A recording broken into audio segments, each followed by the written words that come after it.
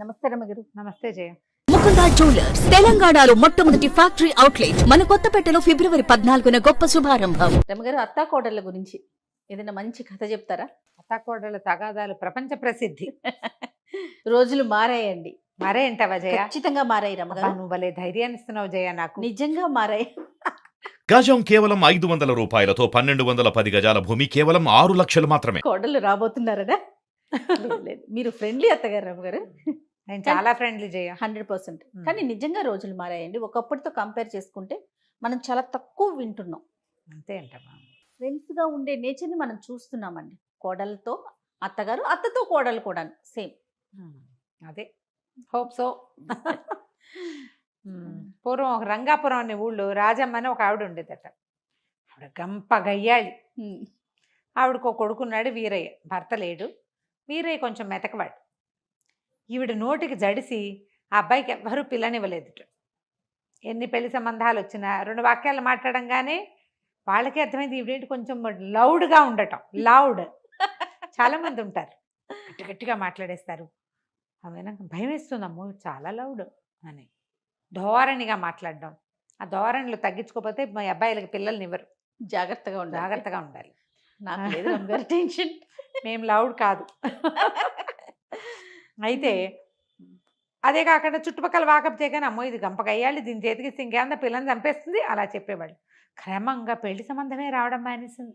అయ్యో, ఆయన 22వ ఏటో 23వ ఏటో మొదలుపెట్టారు. ఆ వీరయ్యకి 30 దగ్గర పడుతున్నా సంబంధాలు కుదరల.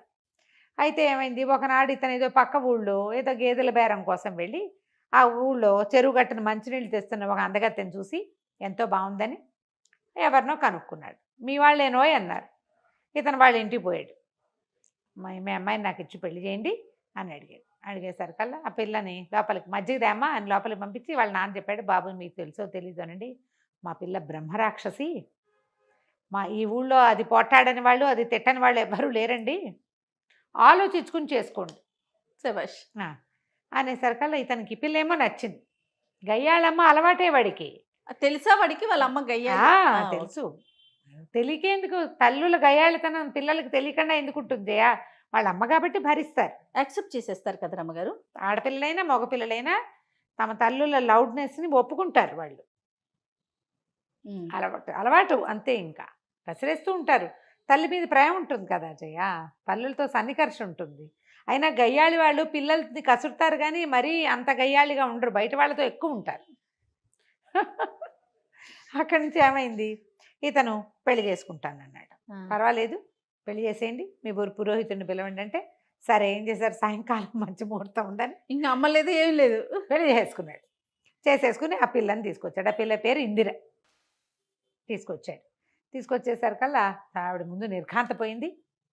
ఎవరెవరా ఇంత పని చేస్తావా అంది. కానీ తర్వాత ఏమనుకుంది, పిల్ల అయితే చక్కని చుక్క, ఎక్కడా సంబంధాలు రావట్లేదు, ఫోన్లే పిల్లాడి పెళ్లి కావద్దు, సరేలే అని ఊరుకుంది. 1 నెల రోజుల పాటు కోడల్ని బాగా ముద్దుగా చూసుకుంది. ఆ అమ్మాయి కూడా వాళ్ళ అమ్మ నాన్న చెప్పి పంపించారు, అణిగి మణిగి పడుండవే, ఇప్పుడే పెళ్ళయింది నీకు, లేకపోతే పెళ్లి కూడా అవ్వదు, నీ పేరు తెలిసి ఎవరు రావడం లేదు అని అమ్మా నాన్న కొంచెం నచ్చ చెప్పారు. ఈ అమ్మాయి 1 నెల రోజులు ఆగింది. ఆ తర్వాత అంటే అంటే చిరాకులు పరాకులు విసుకులు కసుకులు నానా గందరగోళం. అత్త కోడళ్ళు. ఇతను ఎక్కడికైనా వెళ్ళి ఇంటికి వస్తే వంట అయ్యేది కాదు. మీ అమ్మతో పెట్టించుకోమనేది ఆవిడే. నీ పెళ్ళం ఏం చేస్తుంది, కూర తీసుకొచ్చావు కదా అంటుంది ఈవిడే. కొట్టుకు చచ్చిపోయేవాళ్ళు. ఈ సందట్లో ఇతనికి అన్నం పెట్టేవాళ్ళు కాదు. ఈ అమ్మాయి పొయ్యి మీద బియ్యం పెట్టి అవతలకి వెళ్తే ఆవిడ మాడినా దింపేది కాదు. ఆవిడ కూరేసి యువతలకు వస్తే అది తగలడిపోయినా ఈ అమ్మాయి మాట్లాడేది కాదు. ఇలా చేసేవాళ్ళు. తిండి దొరికేది కాదు, విసుగు పుట్టిపోయేది. కానీ అతను సహజంగా మెతకవాడవటంతో వాళ్ళిద్దరూ ఏం చెప్పినా ఏం మాట్లాడినా గొడవకి దారి దిగన. మా అమ్మతో ఏమిటి ఇలా అన్నవట అని ఆవిడని అడిగేవాడు కాదు, మా దాని ఎందుకే అమ్మ అలా అన్నవట అని అమ్మని అడిగేవాడు కాదు. ఇద్దరు అలాగుండేవాళ్ళు. ఈ లోపల ఏమైంది, ఆ ఊరు పెదకామంది గారు అబ్బాయి పాము వాత పడిపోయాడు. పాము గారబోతుంటే ఇతను ఆ పాముని తప్పించాడు. వీరయ్య మగ అబ్బుక్కని పిల్లాన్ని వెనక్కి లాగేసి పాముని కొట్టేశాడు. వాడు పోయి నాన్న ఇట వీరయ్య నాకు ఎంతో సహాయం చేశాడు, కాపాడాడు అంటే అతను పిలిచి చాలా సంభావించి, బొళ్ళు గొడ్లున్నాయి వీరయ్య, ఒక ఆవును తోలుపో అన్నాడు.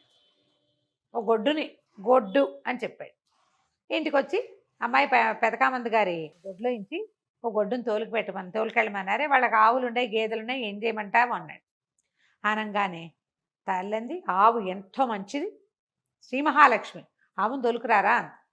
వెళ్ళామంది, ఆవు పాలు పల్చగా ఉంటాయి, పెరిగి ఏం బాగోదు, తట్టట్లాడుకుంటూ ఉంటుంది, ఇంత వెన్నైనా రాదు, గేదె పాలు బలం. మనం కూడా చెప్పుకుంటాం ఇవి. ఆవు పాలు పల్చను కదా, అవును. ఆరోగ్యం సంగతి పక్క పెట్టు. గోవు శ్రీ మహాలక్ష్మి అంటుంది అమ్మ. ఆ. గేదె బలం, గేదె పాలు బలం, గేదెకి వెన్న వస్తుంది, గేదె పాలు అయితే ఏముంది, అంత వెన్న వస్తుంది, నెయ్యి కొనుక్కోబడలేదు. చెంబడి పాలు ఇచ్చిందంటే బయట ఎవరికైనా పోస్తే 10 రూపాయలు కూడా వస్తాయి. ఆవు పాలతోటి ఏమొస్తుంది, వైద్యానికి తెప్పిస్తే ఆవు పాలు ఎందుకు పనికిరావు అని చెప్పి పెళ్ళాము. ఇక కొట్టుకున్నారు, తేలలేదు కథ. ఆవు గేదె తేళ్ళ. అక్కడి నుంచి సర్దుకున్నారు. మర్నాడు కామంది గారు పొలం నుంచి తిరిగి వస్తూ, ఏరా వీరయ్య, గొడ్డుని తీసుకెళ్తామని అన్నావు కదరా అనేసరికల్లా ఇతను అన్నాడు, బాబు మా ఇంట్లో తగదా అండి, ఆవా గేదె అని కొట్టుకుంటున్నారంటే, గేదెలు ఎక్కడవిరా, గేదెలు ఇవన్నీ ఆవులే ఉన్నాయి, రేపు తీసుకుపో, ఒక ఆవును తీసుకెళ్ళి నీకు ఇస్తానని ఇంట్లో కూడా చెప్పాను, నువ్వు వెళ్తే ఒక 2 గడిమొప్పులు కూడా ఇస్తారు, జనపకట్ట ఉంది, అది కూడా తీసుకుపో అన్నాడు. ఇంటికి వచ్చి, అమ్మ కామంది గారింట్లో గేదెలు లేవుటే, ఓన్లీ ఆవులే ఉన్నాయిట అనేసరికల్లా అప్పుడు ఏముంది, ఇకనేమి తెల్లటి ఆవును తోలుకురారా అంది వాళ్ళమ్మ. తెల్లావేం అందంగా ఉంటుంది, నల్లటావైతే అందంగా ఉంటుంది, నల్లావు పాలు కొంచెం చిక్కగా ఉంటాయి, నల్లావును తోలుకు రావాల్సిందే అంటుంది పెళ్ళాం. మళ్ళీ స్టార్ట్. ఏంటి నీకంత తెలిపిచ్చి అంటే, నీకు మాత్రం నలుపుకేం తక్కువ, నువ్వు నల్లగా లేవా అని కోడలు అంటుంది. నీకు నలుపెందుకు పనికిరాదు, నువ్వు మాత్రం నల్లగా లేవా, ఓకే, నువ్వేమైనా పెద్ద అందంగా ఉన్నావా అని. తెలిపైతే ఏమి తెలుపు, నీకు తెలుపు కాబట్టి తెలిపే కావాలి, ఇలా కొట్టుకున్నారు. 2 రోజులు వెళ్ళల. 3వ రోజున మళ్ళీ కామంది గారు కనపడ్డాడు. ఏరా గొడ్డిస్తానంటే వద్దా నీకు వీరయ్య, తీసుకెళ్ళవేమిట్రా అన్నారు. అనేసరికల్లా, బాబు ఏం చేయనండి, మా ఇంట్లో చాలా తగదా అండి, వాళ్ళిద్దరూ తెక్కొట్టుకుంటారు, మా అమ్మ అదంటుంది, మా ఆవిడ ఇదంటుంది, పడలేకపోతున్నాను, అత్తా కోడళ్ళ గోల, అందుకని ఇంకా తీసుకెళ్ళలేదండి అన్నాడు. అనేసరికల్లా ఆయన అన్నాడు, నాకు అత్తా కోడళ్ళ గోల తెలియదురా, 2 పెళ్ళాల గోల తెలుసు, నాకు 2 పెళ్ళాలు ఉండటం బట్టి వాళ్ళు అలాగే కొట్టుకుంటారా, వాళ్ళు ఒకళ్ళకొకళ్ళ శత్రువు, వాళ్ళకు ఒక బలమైన శత్రువు ఉన్నాడు అనుకో, వాళ్ళు చచ్చినట్టు ఉంటారు అంతే అన్నాడు. అనేసరికల్లా ఏం చేయమంటారు బాబు అన్నాడు. ఏముందిరా, వాళ్ళల్లో వాళ్ళకి తగాదాలు పెట్టకూడదు, ఇద్దరిని లైన్లో పెట్టాలి ఒకడివే అనగానే వేరే బాగా ఆలోచించుకున్నాడు, చెట్టు కింద కూర్చొని. సాయంకాలం కామంది గారింటికి వెళ్ళి బోల్డ్ ఆవులు, 100 ఆవులు, వాటిలలో ఒక మంచి కపిలని తీసుకుని వచ్చేసాడు. ఎర్రగా ఉంటుంది కపిల. పాకెట్లోకి వచ్చిన ఆవును చూడగానే నిర్ఘాంతపోయారు వీళ్ళు, అత్తాకోడలు. అవురవరా, తెల్లటి ఆవును తోలుకోమంటే ఎర్రావును తెచ్చావేరా, నీ మొహం మండా అంది తల్లి. పెళ్ళామంది, బుద్ధి లేదు నీకు, మీ అమ్మలాగానే నువ్వు కూడా అంతే, చెప్పింది చెవినేసుకోవు అన్నది. ఆనంగానే ఏమీ లేదు, సర్రమని లేచాడు, తల్లి దగ్గరికి వెళ్ళే ముందు. నీకేమైనా బుద్ధి ఉందా, చిన్నవాళ్ళని శరణార్థాలు పెడతావేంటి, నా ఇష్టం, నేను ఏదో ఒకటి తెస్తా, నోరు కంట్రోల్ చేసుకో, పెద్దదాని వెయ్యవు, మర్యాదలు ఇచ్చిపుచ్చుకో, నువ్వు ఏమైనా బాగుపడతావా అంటోంది వాళ్ళమ్మ.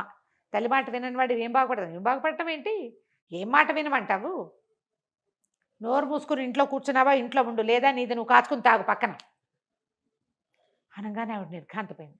ఎప్పుడైతే అత్తగారిని మొగుడు తిట్టాడో ఈ ఇందిర రెచ్చిపోయింది.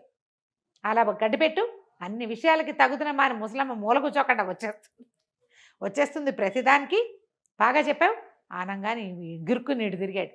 పళ్ళు రాలగొట్టేస్తాను, నేను ఆవును దేవాలో నువ్వు చెప్తావా, మగవాళ్ళ వ్యవహారంలో నీకెందుకు, పెళ్లి చేసుకున్నా, ఇంట్లో వంట చేసావా, కాపురం చేసావా అన్నట్టు ఉండాలి, అక్కర్లేని విషయాల్లో కనుక కలగ చేసుకున్నావు అంటే కాళ్ళు విరకొట్టి పొయ్యిలో పెట్టేస్తా అనగానే నిర్ఘాంతపోయింది.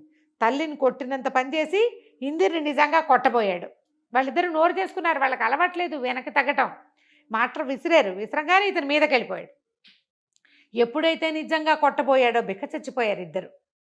నిశ్శబ్దంగా ఊరుకున్నారు. ఆవుకు పసుపు రాసి బొట్టు పెట్టండి, దొడ్లో తీసుకెళ్ళి కట్టేయండి, కాస్త గుర్తుపెట్టండి అనగానే వంతుల వారీగా చేశారు పనులు. ఆ తర్వాత నుంచి కొట్టుకోవడం మానేశారు. అతను ఉన్నంతసేపు కుక్కిన పేలలు ఏమిటి, అతను వెళ్ళాక ఇలాగ నన్ను చూసేవా అత్తయ్య, మీ వాడు ఏమన్నాడు అని కోడలు, ఏమిటో వీడు ఇలా తయారయ్యాడు అని అత్తగారు. వాళ్ళిద్దరు మాట్లాడుకున్నారు. ఒక బలమైన శత్రువు ఉంటే వీళ్ళిద్దరూ ఇక కొట్టుకోరు, ఆ శత్రువు అతనే, అతనే కంట్రోల్లో పెట్టుకున్నాడు. ఆ తర్వాత ఇంకా కొట్లాటలు లేవు, గయ్యాళితనాలు తగ్గిపోయినాయి. సాగుతుంటే కదా మాకు గయ్యాళి, అంతే కదా కదా. ఈ కథని ప్రతి అత్తగారు కోడలు వినాలి. ప్రతి కుమార్ రత్నము వినాలి. అంతే. వింటే ఈ గొడవలు తగ్గుతాయి. Right కథ అండి. కంచికి మనం వింటాం. నమస్తే రమ్మగారు. నమస్తే.